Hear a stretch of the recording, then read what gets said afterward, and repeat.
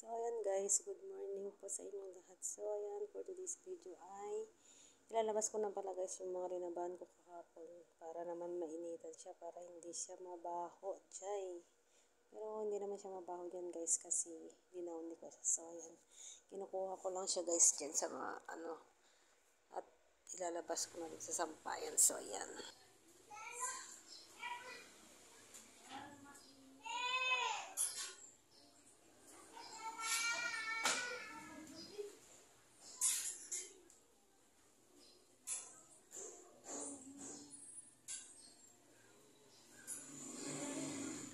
So, ayan guys, wala pala siya masyadong ganap ngayon for today's video. So, ayan lang ginagawa ko ngayon guys. Labas ko lang yung mga linabahan ko. Kaboring. Cheris. Ayan guys.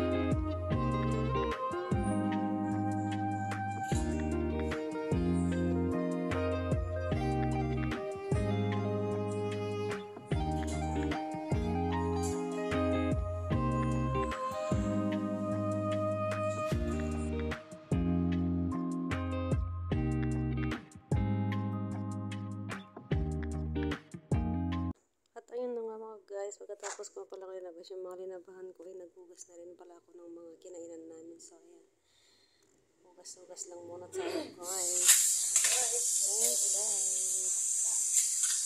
tapos ko lang ganahin guys. Naglililig pa ako na garahe na lang. Naglalabas ko yung mga damit ko.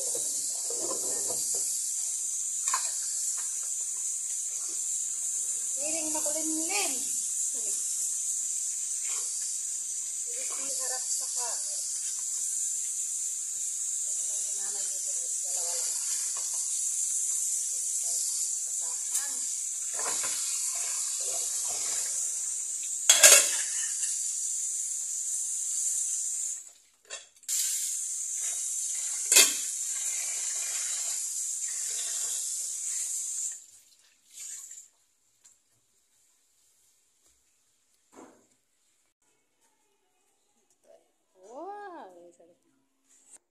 At ayun na nga mga guys, pagkatapos ko parang naghugas dyan ay maglilinis na rin pala ako dito sa may garahe habang wala yung sasakyan nila ate. May pinuntahan kasi sila guys. So ayan, nilinisan lang natin siya kasi may mga alikabok tsaka yung mga kung ano yung mga kinakalat ng mga hayop guys. Yan. For the linis-linis na lang muna ang person dyan guys. Tara, samahan niyo ako guys.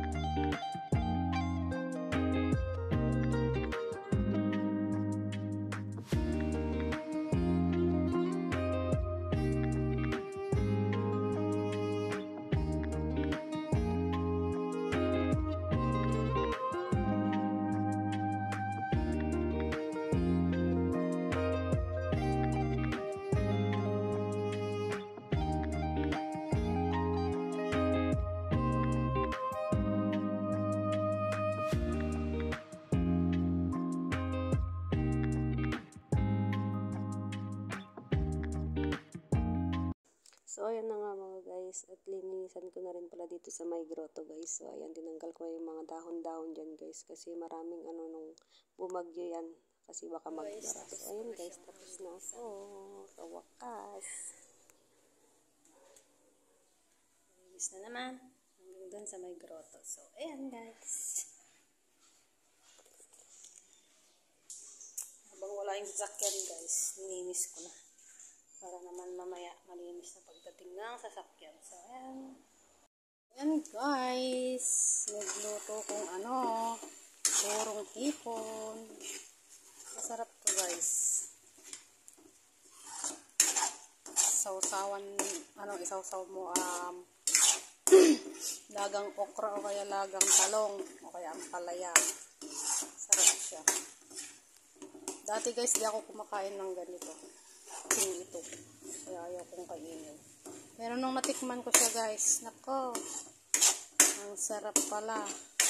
So, ayan. Lutuin lang natin siya. Hindi pa siya luto guys.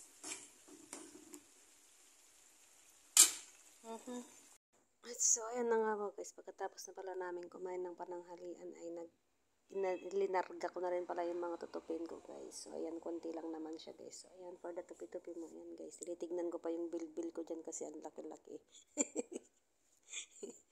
Laki na ng bilbil mo, besh. Huwag ka nang magtaka kasi matakaw kang kumain. Charot. At ayan na nga guys. Malaki na daw, sabi ni nanay yung bilbil ko. Sabi niya, laki-laki na ng bilbil mo. Tumba ka na, sabi niya. So, ayan. At ayan na nga mga guys, malapit na pala ako matapos magtupi dyan. So, nagmarites pa kami ni nanay dyan. Habang nagtutupi ako. Marites is the best nga, sabi ni nanay.